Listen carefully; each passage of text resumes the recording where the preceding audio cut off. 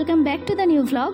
তো বাইক নিয়ে বেরিয়ে পড়েছি আমরা ঘুরতে। আমরা এসেছি অনেকটা দূরে, তো হঠাৎ করে আমরা চলে এসেছি আসানসোল ঘুরতে। তো আসানসোলে দুদিন কাটানোর পর আমরা একটু আশপাশটা দেখার জন্য বেরিয়েছি। তো আজকে যাচ্ছি যে আসানসোল আসার সময় একটা পাহাড় দেখছিলাম অনেকটা দূরে, তো এই পাহাড়টাকে খুঁজে খুঁজে এই পাহাড়টার উদ্দেশ্যে আমরা বেরিয়েছি। তো এখন দেখো আমরা এই যে দামোদর নদীটা ক্রস করছি। দামোদর নদীটা ক্রস করে ওই পারে ওই যে সামনে দেখতে পাচ্ছ পাহাড়টা, খুব সুন্দর লাগছে, অনেকটা দূরে এখনও। তো চলো এগোনো যাক পাহাড়ের দিকে। আর দামোদর নদীর ওপরে দেখো কি সুন্দর একটা কাঠের ব্রিজ বানিয়েছে, তো অনেকটা চওড়া এই ব্রিজটা ছিল। তো ব্রিজটা পার করে এই যে এই পারে চলে এসছি। তো নদীর ওই পারটা কিন্তু পশ্চিম বর্ধমান ছিল, আর নদীটা ক্রস করার পর কিন্তু আমরা এখন বাঁকুড়া জেলাতে চলে এসেছি।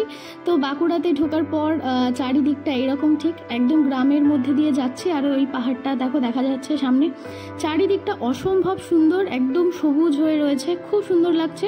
আর এই যে রাস্তা মাঝে মাঝে একটু ভালো, মাঝে মাঝে আবার খারাপ। তো যাই হোক, এত সুন্দর প্রাকৃতিক দৃশ্য দেখতে দেখতে চলো এগোতে থাকি আমরা, আর তোমাদের সাথে গল্প করতে থাকি।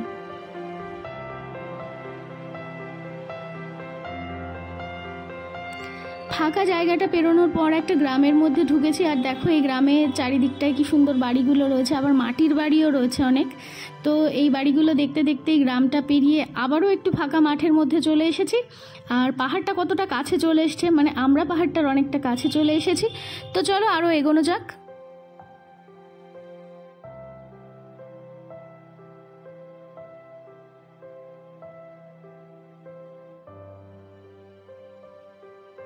তো দেখো পাহাড়ের একদম কাছে চলে এসেছি, আর পাশেই একটা খুব সুন্দর রিসর্ট রয়েছে। তো সেই রিসর্টটার পাশ দিয়েই আমরা যাচ্ছি।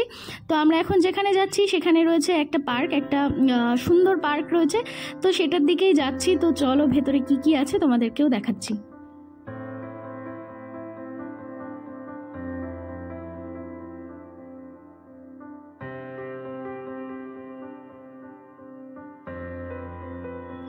তো চলে এসেছি পার্কের ভেতরে।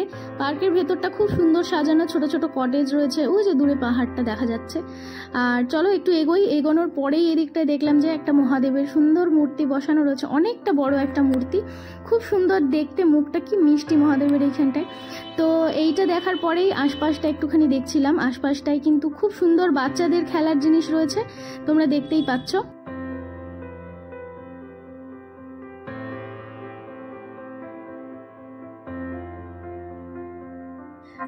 আর দোলনা দেখলে তো বাচ্চা হোক আর বয়স্ক হোক সবারই একটু দুলতে ইচ্ছে করে। তো আমিও সেই মতো বসে পড়লাম, একটুখানি এনজয় করলাম টাইমটা, খুব ভালো লাগছিল এখানটায় বসতে। তো আরও কি কি করলাম সেগুলো দেখতে থাকো।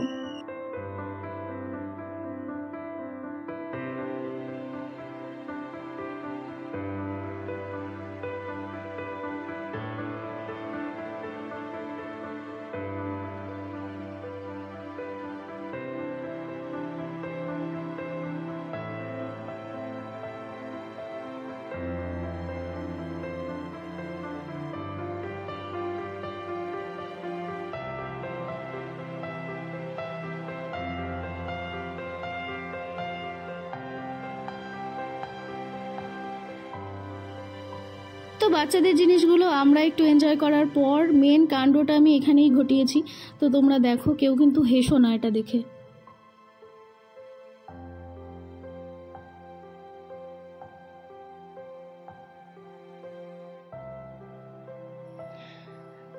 তো সব কিছু এনজয় করে যে পার্কের সব থেকে উঁচু জায়গাটা ছিল, তো সেই উঁচু জায়গাটায় উঠলাম।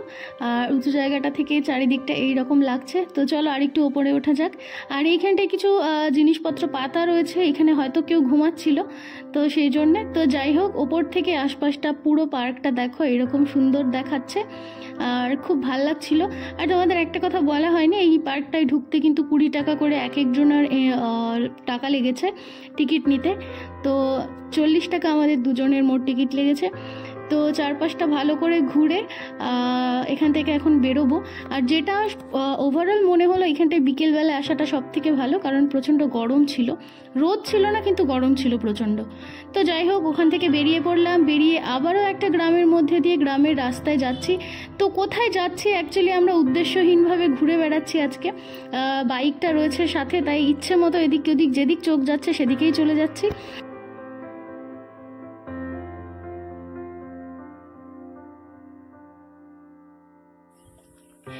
এখন চলে এসেছি অন্য একটা জায়গায়। এখানে আশেপাশের লোকজন একদম নেই, বাড়িঘরও কিচ্ছু নেই। এখানে একটা মাইলস্টোন রয়েছে, শালতোড়া 5 কিলোমিটার। শালতোড়ায় কি আছে ঠিক জানা নেই, তবে আজকে উদ্দেশ্যহীনভাবে পাহাড়ে ঘুরে বেড়াচ্ছি। এই এখন যেইখানটায় জায়গাটায় এসছি, এই জায়গাটা খুব সুন্দর লাগছে, কারণ ওইখানটা কি সুন্দর লাগছে দেখতে। একটাও লোকজন নেই, আমরা দুজন ছাড়া এখানে। এই দিকটায় খাদ নিচু, আর এই যে রাস্তা, কেউ নেই এইখানটায়, কেউ নেই। আমার তো মনে হচ্ছে এই পাহাড়ের এইগুলোর ওপর দিয়ে দৌড়ে দৌড়ে যাই। তো চলো সামনের দিকে এগোই, দেখি কি আছে। তো গরমে অবস্থা একদম খারাপ, এইখানটায় বেশ একটু হাওয়া হাওয়া লাগছিল, সেজন্য বসেছি। আর আমার বর সেই মুহূর্তে একটুখানি ভিডিও করলো আমাকে নিয়ে আর আশপাশটা নিয়ে। দেখো কি সুন্দর লাগছে জায়গাটা দেখতে।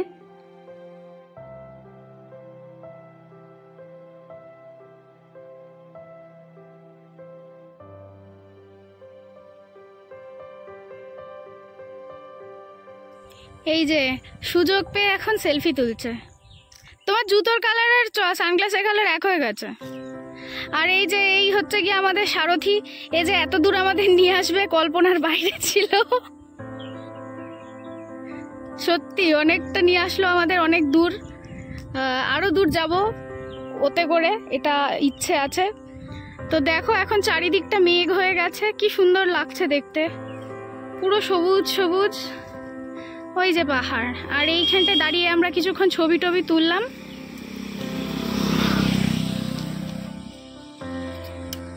খুব সুন্দর লাগছে এখন দেখতে চারিদিকটা, আর বৃষ্টি হলে তো আমার মনে হয় আরো বেশি সুন্দর হয়ে যাবে। তো চলো সামনের দিকে এগোনো যাক। আবার যে গাড়ি স্টার্ট দেওয়া হয়ে গেছে।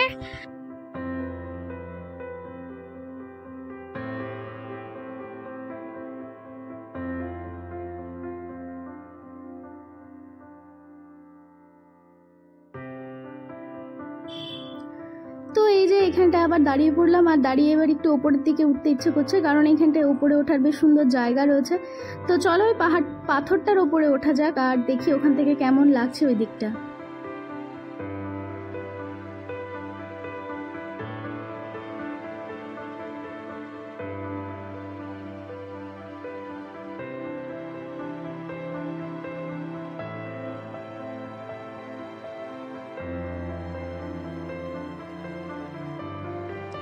তো চারিদিকটা খুব সুন্দর লাগছে, আর আমি ওই উঁচু বড় পাথরটার উপরে দাঁড়িয়ে রয়েছি।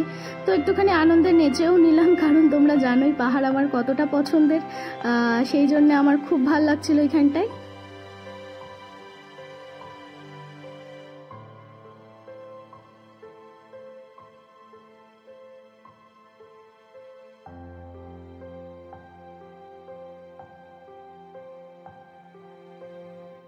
তো চলো অনেকক্ষণ টাইম কাটিয়েছি এখানটায়, এবার এখান থেকে বেরোতে হবে, সেই জন্য নেমে চলে এলাম।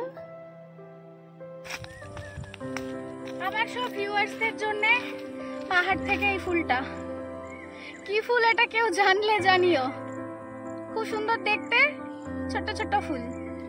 চলো বেরোনো যাক।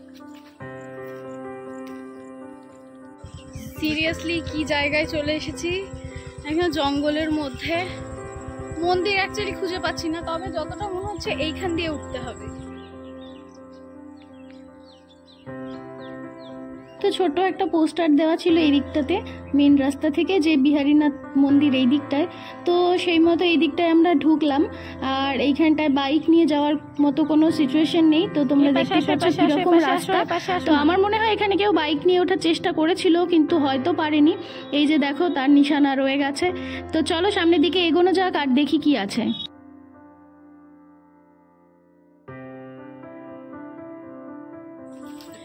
তো পেছনে ওটা রাস্তা, কিন্তু এমন একটা জায়গায় রয়েছি এখন, দেখো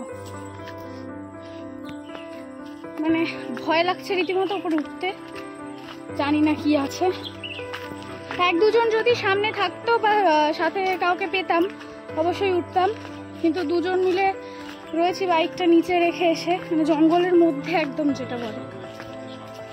হ্যাঁ এই জন্যে ভয় লাগলো, তো নেমে আসছি ওই জন্যে। সাপেদের ঘর।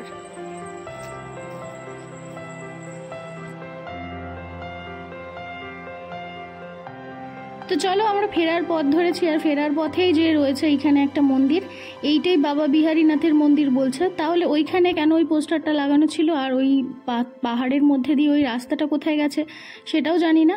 তো এই যে দেখো মহাতীর্থ বিহারীনাথ ধাম, আর পেছনের পাহাড়টার নামও কিন্তু বিহারীনাথ পাহাড়।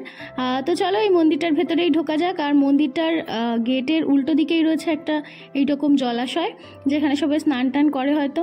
তো চলো ভেতরের দিকে যাই আর মন্দিরটা তোমাদের ঘুরে দেখাই আর নিজেরাও দেখি।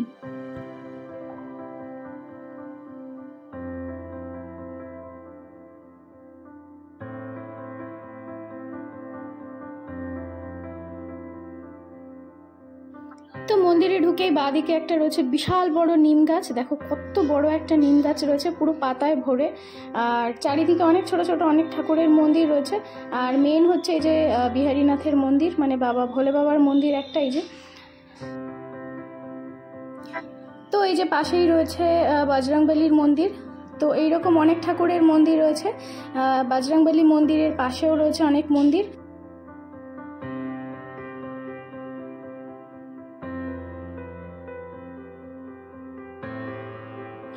তো এই যে বিহারীনাথ বাবার মন্দিরের ভেতরটা এই যে এরকম, শিবলিঙ্গটা বোধহয় নিচের দিকে রয়েছে, সেই জন্য পরিষ্কারভাবে ঠিক দেখা গেল না, নিচের দিকটাতেই রয়েছে। আর মন্দিরের চারিদিকে এরকমভাবে জায়গা রয়েছে যেখান দিয়ে গোল গোল ঘোরে। আর এই যে এই পাশ দিয়েও আবার একটা দরজা পেয়েছি, কিন্তু সত্যি শিবলিঙ্গটা দেখা যাচ্ছে না, কারণ শিবলিঙ্গটা বোধহয় নিচের দিকটায় রয়েছে সেই জন্যে।